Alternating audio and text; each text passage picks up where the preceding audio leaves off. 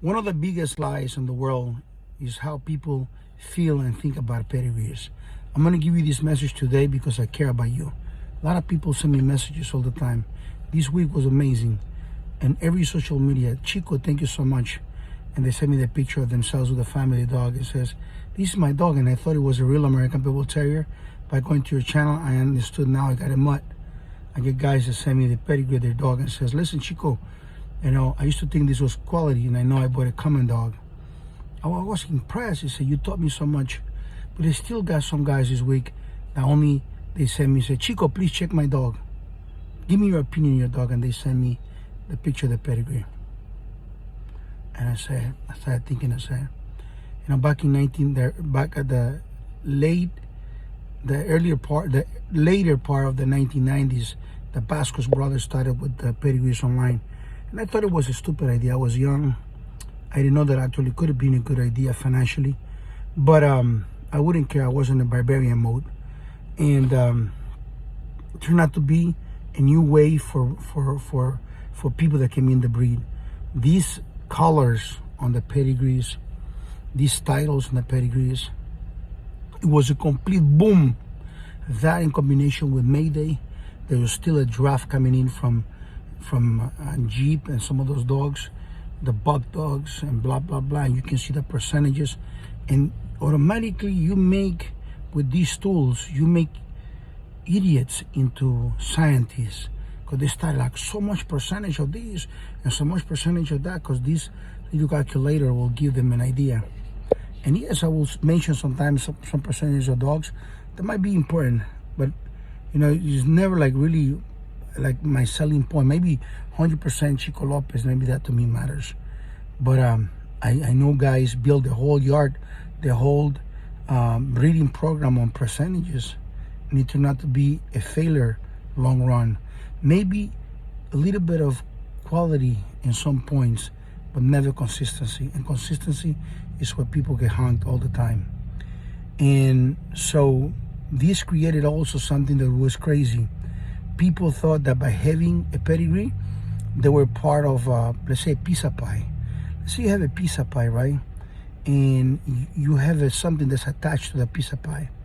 Like you have that DNA of that pizza pie, you know, like you got the cheese, you got the bread, you got the sauce, you got the pepperoni in it. And having these will allow you to make more pizza pies. People thought that that's how breeding is. And so by having something of that pedigree, something of that bloodline, is like, oh, I got the bloodline, oh, I got the pedigree, oh, I got the stuff. And some of the guys like, yo, I got that shit. Unbelievably ignorant at the highest level. And you don't understand, this is very common, people. These are the guys that really don't succeed in life. These are the guys at the lower level. These are going to be the guys that didn't go to school big time. Be honest with you, the guys that were not too smart. These are not the CEOs, you understand?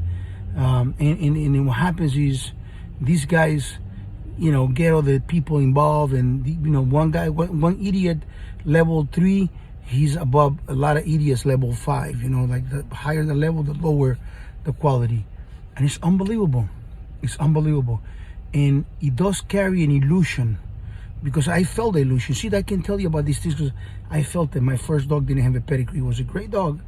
It was not a pure American Pitbull Terrier. He was a top performer. But I never used him for breedings because I knew that he was missing that part, the genetic part. But I wanted my dog to just have a pedigree. Like if I can have a documentation with the real pedigree, whatever the father or the mother was, it will give me some high level of satisfaction. And I understand because I dreamed with it. For many, I was walking, dreaming, and I go home looking in the darkness and thinking about my dog had a pedigree. It was very important to me. With time I realized it doesn't mean anything. The most important part today are two things. Who bred the dog and who is the owner of the dog. The man that bred the dog is everything. He's the cook, he's the builder, he's the one that makes everything. And that importance, and it's a metrics of work, it's a metrics of dogs, it's a network of all these dogs that are inside the pedigree, outside the pedigree, that are related to the dogs inside the pedigree, and it's so beautiful. It really is a beautiful thing. But you must understand that a pedigree it's not a guarantee that you're having a dog. So when those guys send the pedigree, they really, really look like so stupid and such a stupid level. And they're going to be the brand new guys, the guys that got the smile. And those guys, they get together with other guys and say, yo, I'm a dog man, you're a dog man, and blah, blah, blah. And I went to this forum, and I went to that forum, and I met this guy, and he's a dog man, blah, blah, blah. And the more they go around and around, as there's a new generation that's coming. Like I always thought this was the swamp. Now we got a little swamp over an idiot swamp now. It's a swamp of, it was a swamp of sometimes some petty criminals. And now we have a little swamp being developed of just internet idiots, complete internet idiots. They don't know nothing. They read a couple of books. They have a couple of opinions. And they really, when the internet has a problem, and they make you believe that the consensus opinion of people is the truth. That is one of the biggest problems that social media brings to humanity. For you to think that the opinion, like if you go down here in the messages and you on the comments, you put 10,000 people, Chico is not a real dog man. Chico is not a real dog man. Do you think that will change that? It won't change it at all. I am the greatest that ever lived. You understand? Somebody will put Chico as a fag, Chico Kiwa, whatever. It don't matter. It don't change anything. The opinion of all these morons doesn't change anything. What matters are the facts. What matters are the things that you can feel, that you can touch, that you know they're profound. And a pedigree is great when you look at those great dogs, those legendary dogs that when you go deep in the details, you find monsters, loving monsters, super pets that have gone deep where other dogs can go. They can go fast, or they can stay there until it's over. They're not afraid of death. They're not afraid of nothing. And they want to love you and kiss you and protect you and be there with you until the very end. That is the beauty of the American Pitbull Terrier. I leave this here as a legacy for you guys to learn, as a legacy for you guys to love the breed, the real breed, not these dogs. Like Chico, you really protect the breed.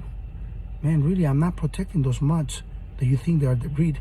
I'm only protecting my dogs. That is the real breed. Of course, I love the breed. And I do these videos to help people, so people can actually understand and it will save their time from going around the internet and wasting their lives. Because I saw so many losers being raised for 10, 15, 20 years on forums and on the internet. Pretenders, delusional, completely wacko people. A generation of morons. Stay away from them. God bless you. My name is Chico Lopez.